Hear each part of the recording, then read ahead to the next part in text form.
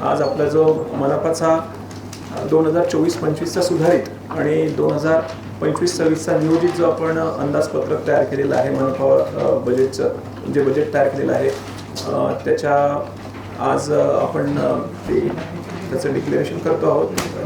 त्या संदर्भात आज जी आपली प्रेस कॉन्फरन्स आपण आयोजित केलेली त्याच्यामध्ये आपलं सगळ्यांचं स्वागत करतो। मी जे आपलं बजेट संदर्भातलं मनोगत आहे ते आपल्या समोर मांडतो। तिच्यामध्ये डिटेल्स जे आपली आकडेवारी असणार आहे ती आकडेवारी प्रत्येक विभागाचा जो काही आपल्याला अपेक्षित उत्पन्न आहे आणि काही महत्त्वाचे ठळक प्रोजेक्ट्स जे आम्ही घेणार आहोत तर त्याच्या संदर्भामध्ये आम्ही माहिती देऊ।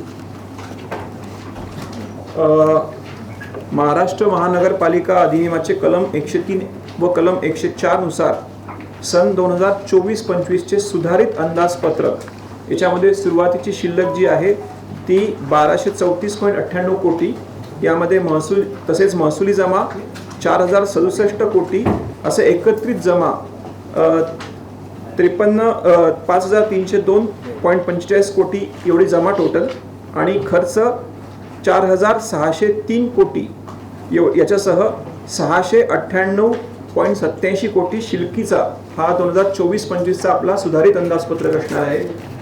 आणि जो पुढच्या वर्षीचा आपला अंदाजपत्रक आहे तिच्यामध्ये ते आपण महाराष्ट्र महानगरपालिका अधिनियमाचे कलम 95 नुसार जे सादर करत असतो तिच्यामध्ये जी आपली सुरुवातीची सुधारित बजेटमधली ओपनिंग बॅलन्स असतो म्हणजे 698 करोड जो आपला ओपनिंग बॅलन्स असणार आहे आणि अपेक्षित जमा म्हणजे एकूण टोटल रिसीट्स जे आहेत आम्हाला त्या 4739 कोटी अपेक्षित आहेत। असा एकूण 5438.61 कोटी ही टोटल रिसीट्स साईडला असणार आहे आणि अपेक्षित खर्च जो आहे तो 5399.05 कोटी आमचा अपेक्षित आहे 2025-26 मध्ये। आणि हे सगळं केल्यानंतर एकूण आपला जो शिल्लकीचा अर्थसंकल्प आहे हा 39.56 कोटीच्या शिल्लकीचा अर्थसंकल्प आपण आज सादर करत आहोत। परिवहन उपक्रमासाठीच्या मध्ये जे महत्त्वाचे मुद्दे आहेत ते मी आपल्याला आता सांगणार आहे। एकदा माझं निवेदन आटोपल्यानंतर आपले जर काही हे असतील प्रश्न असतील तर त्याच्यामध्ये मला डिटेल्स मग त्याला उत्तर देता येईल।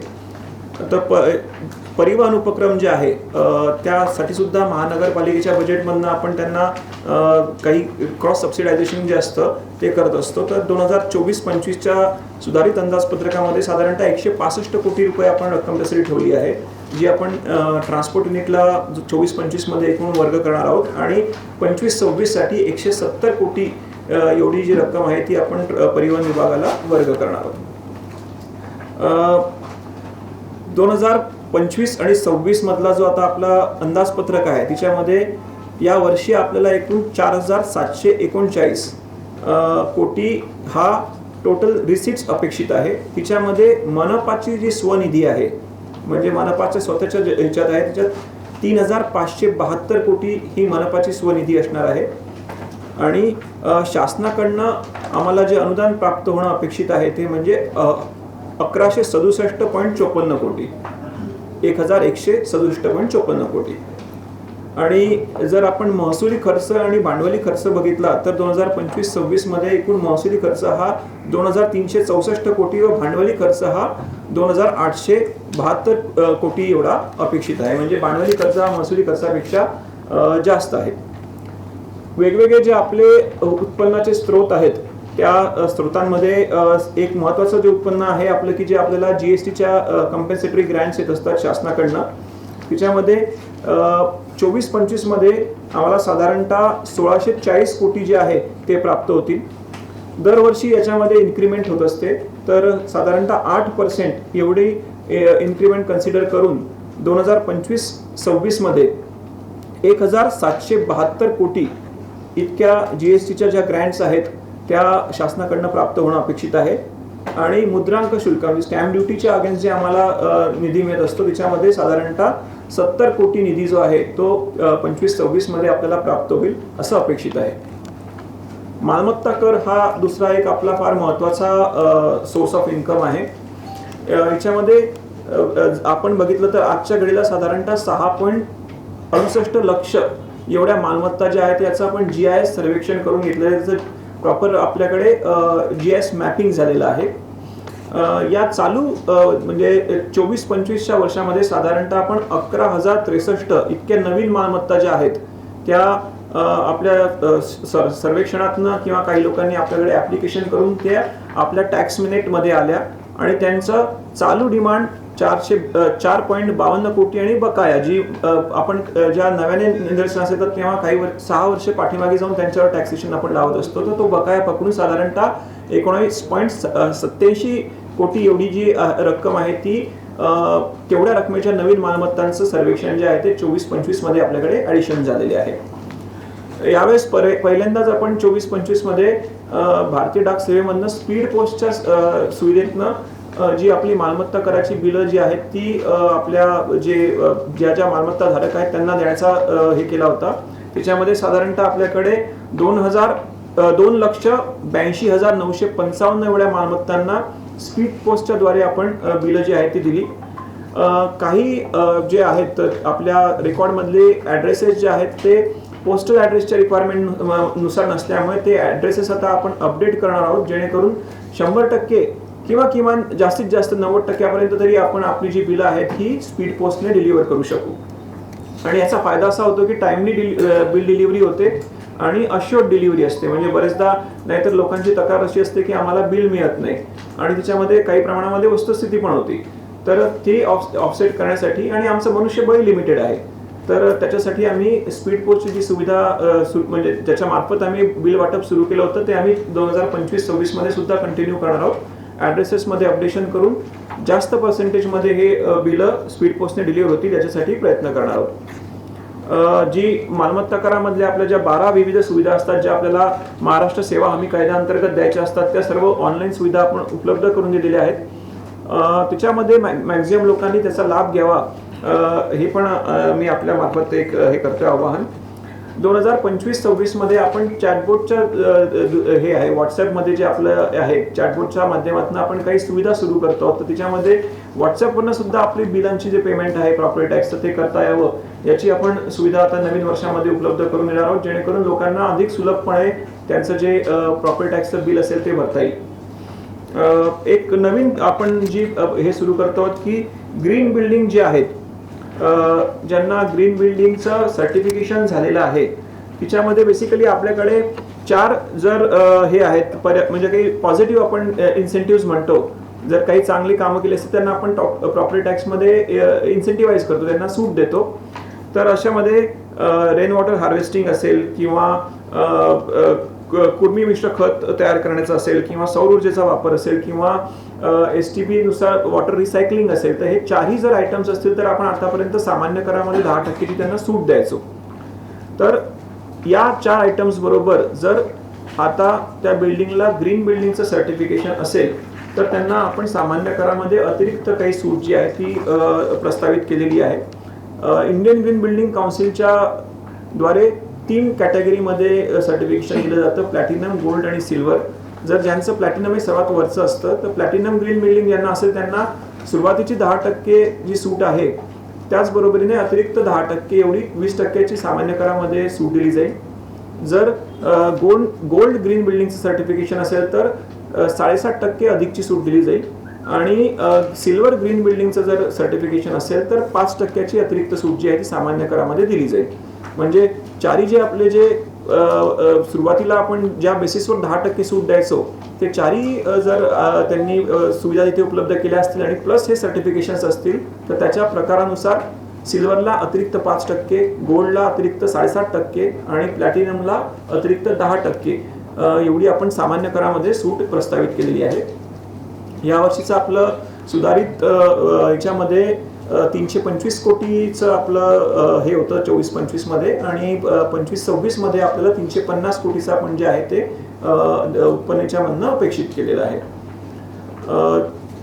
सार्वजनिक आरोग्य अभियांत्रिकी विभाग म्हणजे PH पब्लिक हेल्थ इंजिनिअरिंग विभाग याच्यामध्ये 2025-26 मध्ये आपल्याला पाणी दरातनं साधारणतः 250 कोटी निधी जो आहे तो मिळणं अपेक्षित आहे.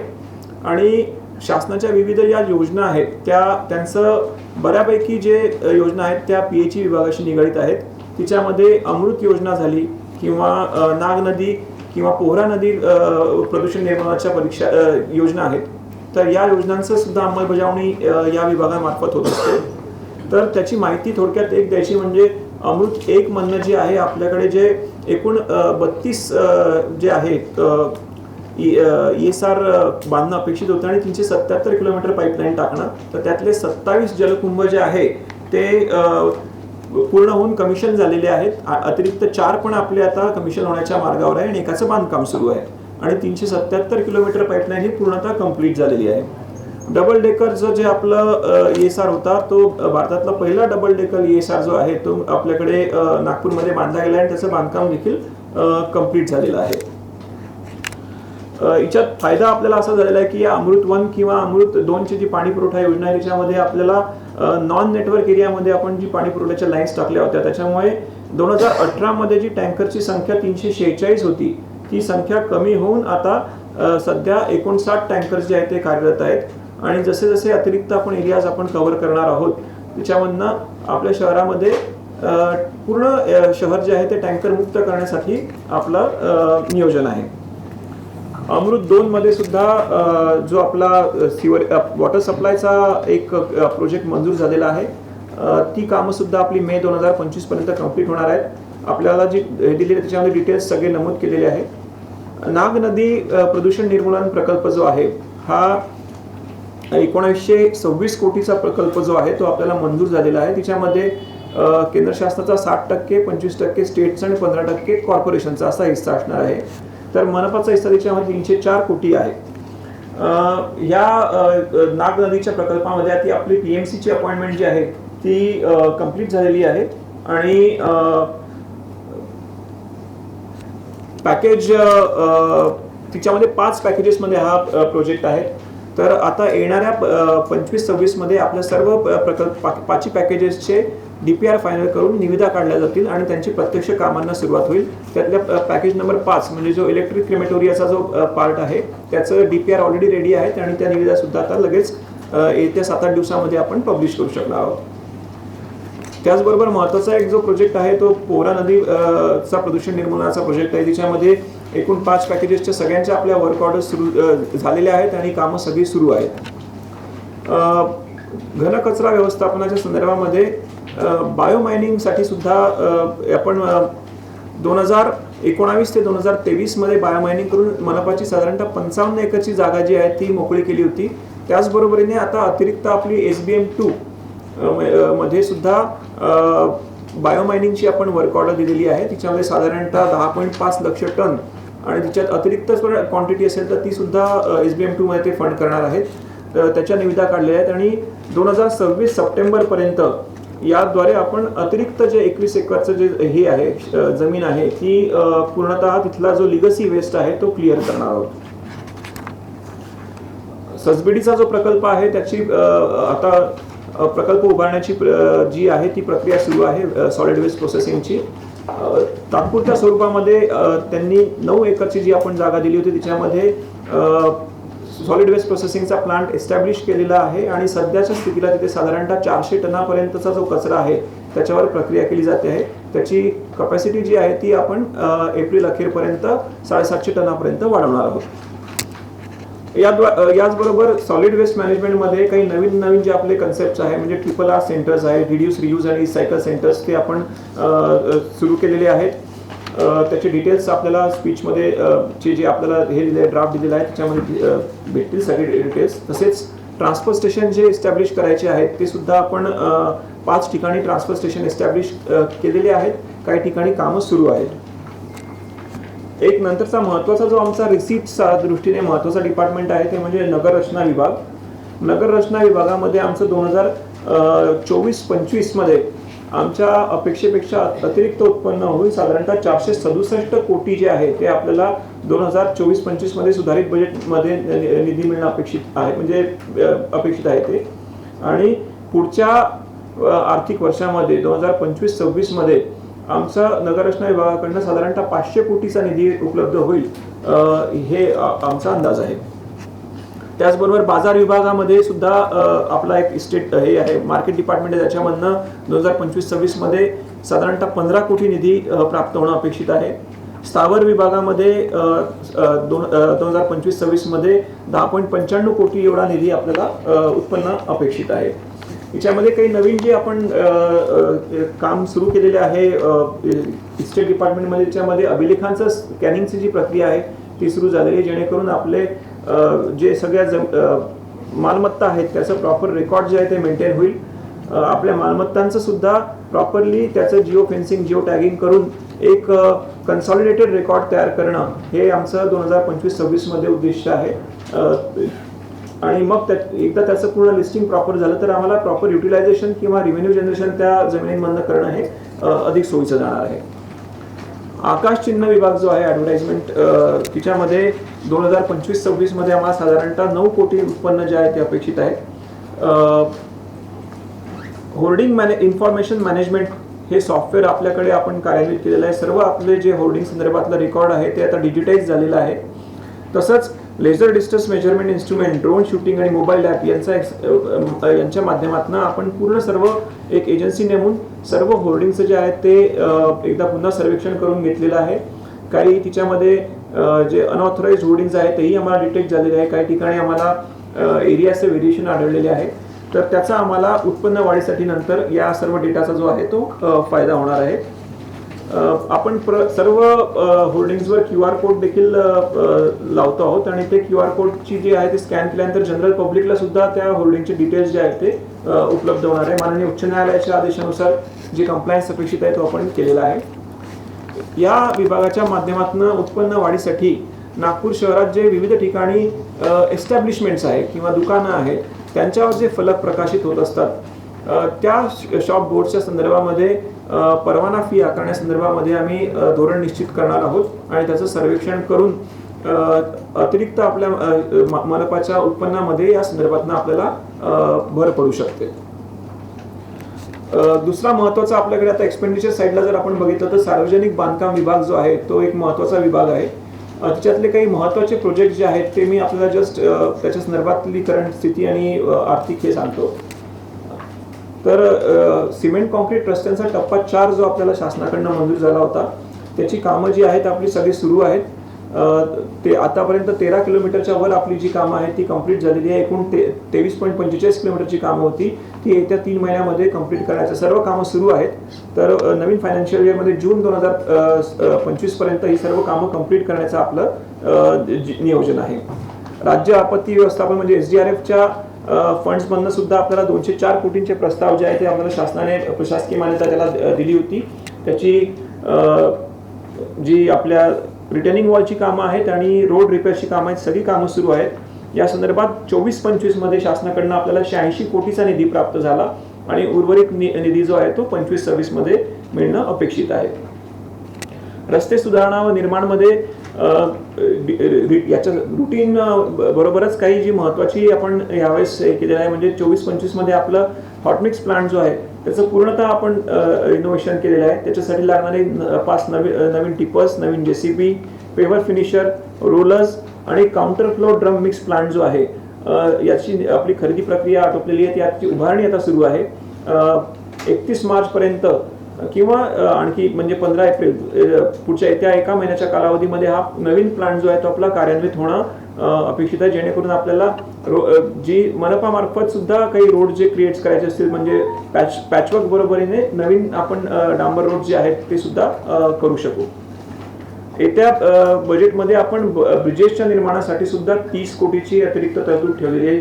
काही जे आपल्या नदीवरचे जे ब्रिजेस आहेत तिच्यामध्ये मल्टिपल पियर्स असल्यामुळे पाण्याच्या प्रवाहाला अवरोध होतो असं जे ऑब्झर्वेशन होतं. आपल्याकडे जेव्हा disaster management point of view एक एजन्सी शासनाने नेमली होती आणि त्यांचे काही जे सजेशन्स आले होते त्याच्यामध्ये हा एक हे होतं की जे जुने ब्रिजेस आहेत त्याच्या मल्टिपल पियर्स असल्यामुळे पाण्याच्या प्रवाहाला अवरोध होतो. तर त्याला बदलून जिथे पियर नाही म्हणजे सिंगल स्पॅन चे ब्रिजेस जे आहेत ते करावे. तर त्याच्यासाठी मनपाच्या मार्फत आपण प्रायोरिटी ब्रिजेस काही आयडेंटिफाय करून त्याचं इम्प्लिमेंटेशन पुढच्या आर्थिक वर्षामध्ये करणार आहोत आणि त्याच्यासाठी 30 कोटी निधी आपण ठेवलेला आहे. स्लम विभागामार्फत विविध कामं आपल्याकडे केली जातात. तर मागासवर्गीय कल्याण विशेष समिती अंतर्गत दुर्बल घटक योजना राबवणे याच्यासाठी आर्थिक वर्ष 24-25 मध्ये आपण 48.73 कोटी एवढी रक्कम दिली होती. ती वाढवून आपण 25-26 मध्ये 69 कोटी एवढी तरतूद जी आहे ती याच्यासाठी देत आहोत. त्याचबरोबर पे अँड न्यूजच्या स्वरूपामध्ये आपण काही नवीन स्मार्ट शौचालय जे आहेत तर त्यांची कामं सुरू केलेली होती. या बजेट बुक पेक्षाही अतिरिक्त आता काही झालेली आहे. सध्या तिच्यामध्ये 26 कामं जी आहेत ती प्रगतीपथावर आहेत आणि 6 कामं जी आहेत ती पूर्ण झालेली आहेत. तसंच स्वच्छ भारत मिशन मार्फतही आपल्याला काही आकांक्षी टॉयलेट्स बांधायचे होते, त्याचं सुद्धा बांधकाम जे आहे आपलं सुरू आहे. घरकुल योजना ज्या आहेत त्या घरकुल योजनेमध्ये रमाई योजना जी आपल्याकडे राबवली जाते अनुसूचित जाती व नवोदित घटकांसाठी, तर त्याची अंमलबजावणी देखील सुरू आहे. 2024-25 मध्ये साधारणतः 1107 एवढ्या नवीन घरकुल बांधण्यासाठी आपण परवानगी दिली आणि याच आर्थिक वर्षामध्ये साधारणतः 1520 घरं जी आहेत ती आपली बांधकाम पूर्ण झाली. त्याच्यामध्ये 23-24 मधली जी काही 413 उर्वरित होती ती सुद्धा आपण इन्क्लूड केलेली आहे. अशी एकूण 1520 घरकुलं जी आहेत रमाईमधली ती कंप्लीट झाली आणि 25-26 मध्ये साधारणतः आपण 2500 घरकुलं जे आहेत ते बांधण्याचं उद्दिष्ट ठेवलेलं आहे. हे रमाई योजनेसाठी आहे. लोकशाहीर अण्णाभाऊ साठे नागरी दलित वस्ती सुधार योजना याच्यामधनं आपल्याला DPC मधनं निधी प्राप्त होत असतो, तर आम्हाला साधारणतः 25-26 मध्ये 90 कोटी इतका निधी याच्यामध्ये अपेक्षित आहे. प्रकल्प विभागामार्फत विविध प्रकल्प जे सुरू आहेत त्याच्यामध्ये देवडिया प्रकल्प जो आहे आपल्या देवडियाचा आपलं मोठं मॅटर्निटी हॉस्पिटल आपण बांधतो आहोत. नंदग्रामचा प्रकल्प जो आहे तो सुरू आहे. नंदग्रामचा निधी आपल्याला प्राप्त झालेला आहे. देवडियाचा जो निधी आहे राज्य शासनाकडचा उर्वरित निधी तो 25-26 मध्ये येणं आम्हाला अपेक्षित आहे. आपल्याला जे मूर्ती विसर्जन कुंडसाठी निधी प्राप्त झाला होता त्याच्यातले 3 कामं आपल्याकडे सुरू होते. गोरेवाडा, लकडगंजला कच्ची विसा मैदानामध्ये आणि पोलीस लाईन टाकीमध्ये. तर कच्ची विसाचं काम जे आहे ते कंप्लीट झालेलं आहे. गोरेवाडा आणि पोलीस लाईन टाकीचं जे आहे विसर्जन कुंडाचं काम प्रगतीपथावर असून 25-26 मध्ये आपण हे काम कंप्लीट करत आहोत. त्याचबरोबर जिजाऊ स्मृती संशोधन केंद्रासाठी आपल्याला जी 36.39 कोटी रुपयाचं सुधारित प्राकलन पाठवलं होतं त्याला शासनाची प्रशासकीय मान्यता प्राप्त झालेली आहे आणि त्याची उर्वरित कामाचं जे निविदा काढून ते काम पूर्ण करण्याचं काम जे आहे ते 25-26 मध्ये केलं जाईल. एक जो आपण नवीन प्रकल्प राबवतो आहोत की केंद्र शासनाच्या मार्फत एक क्लीन स्ट्रीट फूड हब जे आहे म्हणजे सुनियोजित असे स्ट्रीट फूडचं एक हब तयार करायचं, त्याचं काम आपल्याकडे घेण्यात आलेलं आहे. त्याच्यासाठी महानगरपालिकेला 1 कोटी रुपये शासनाकडनं मिळाले होते आणि त्यात अतिरिक्त जी काही आवश्यकता आहे तशी साधारणतः 3,80,00,000 आपण त्याच्यामध्ये देतो आहोत. तर पहिल्यांदाच आपल्या शहरामध्ये एक असं क्लीन फूड स्ट्रीट जो आहे तो आपण डेव्हलप करू शकू. त्याचबरोबर टाउन हॉलचं जे काम आहे ते आपलं सुरू आहे आणि येणाऱ्या आर्थिक वर्षामध्ये 25-26 मध्ये हे काम आपण कंप्लीट करणार आहोत. त्याचा निधी जो आहे तो राज्य शासनाकडनं प्राप्त झालेला आहे. ऑरेंज सिटी स्ट्रीटमध्ये आपण हा आपला एक महत्वाकांक्षी असा प्रकल्प आहे की ज्याच्यामध्ये आपण लँड मॉनिटायझेशन जे आहे ते करून महानगरपालिकेसाठी निधी उभारतो आहोत. तर आतापर्यंत प्लॉट 1B, 2A, 5, 18 आणि 4 याच्यासाठी विकसक निश्चित झालेले आहेत आणि त्या दृष्टीने आम्हाला जे निधी आहे साधारणतः 37 कोटीच्या वर निधी आम्हाला आतापर्यंत प्राप्त झालेला आहे. पुढील वर्षी या प्रकल्पांमधनं आणि काही अतिरिक्त इतरही लँड पार्सल जे आहेत ते आम्ही या बेसिसवर DBFOS पद्धतीने डेव्हलपमेंटसाठी देणार आहोत. तर त्याच्यामधनं साधारणतः आम्हाला 96 कोटी निधी जो आहे या लँड मॉनिटायझेशनमधनं 25-26 मध्ये उपलब्ध होईल अशी आमचं अपेक्षा आहे. प्रधानमंत्री आवास योजना जी आहे ती केंद्र शासनाची महत्वाकांक्षी योजना आहे. त्याच्यामध्ये साधारणतः आपल्याकडे आतापर्यंत BLCचे 722 घरकुलं जी आहेत BLCची ती बांधून कंप्लीट झाली आहे आणि 480चा जो एक HP प्रोजेक्ट होता तो सुद्धा आता पूर्णत्वास आलेला आहे. तिच्यात मे 2025 पर्यंत हा प्रकल्प पूर्ण करून आपण त्याच्या ज्या सदनिका आहेत त्यांच्या लाभार्थ्यांना त्याची वाटप करणार आहोत. त्याचबरोबर प्रधानमंत्री आवास योजना 2 ही सुद्धा केंद्र शासनाने राज्य शासनाने केलेली आहे, कार्यान्वित केलेली आहे. तर त्याच्यासाठी सुद्धा आपण लोकांचे जे अर्ज आहेत ते घेण्यासाठी सुरुवात केलेली आहे आणि आपल्याकडे साधारणतः 2 जागा सुरुवातीला आता आपण आयडेंटिफाय केलेले आहेत नारीमध्ये, जिथे आपण AHP प्रकल्प जे आहेत म्हणजे परवडणारी घरे हा प्रकल्प जो आहे तो त्या ठिकाणी आपण राबवत आहोत. त्याचा DPR आपला तयार झालेला आहे. उद्यान विभागामार्फतही आपण विविध उपक्रम जे आहेत ते राबवले होते. येत्या वर्षामध्ये सुद्धा आपल्याकडे आपण थीम बेस्ड काही पार्क्स जे तयार करायचे आहेत ते निश्चित केलेलं आहे, ज्याच्यामध्ये लता मंगेशकर उद्यानामध्ये ॲडव्हेंचर पार्क करणे, ससाणे लेआउट येथे एक आयुर्वेदिक पार्क तयार करणे, सुयोगनगर येथे रॉक गार्डन तयार करणे, वेगवेगळ्या विविध गार्डन्समध्ये आपल्या. अरे वाह, पिकनिक की तैयारी? अब बेटा हम ठहरे डायबिटीज के पेशेंट, इस उम्र में पिकनिक वगैरह तो ना हो पाएगा, ज्यादा बैठने से पैरों में सूजन भी. तो फिर इतनी सारी दवाई क्यों? 90% ऑफ डायबिटिक पेशेंट की शुगर सिर्फ अप्रोप्रिएट डाइट थेरेपी से कंट्रोल की जा सकती है. अच्छा, अब क्या करें? पूरे इंडिया में अप्रोप्रिएट डाइट थेरेपी के 50+ सेंटर्स है, तो आज ही अपनी अपॉइंटमेंट बुक कराएं और डायबिटीज के सोल्यूशन पाएं. आज ही अपने कंफर्मेटरी टेस्ट कराएं सिर्फ एप्रोप्रिएट डाइट थेरेपी से.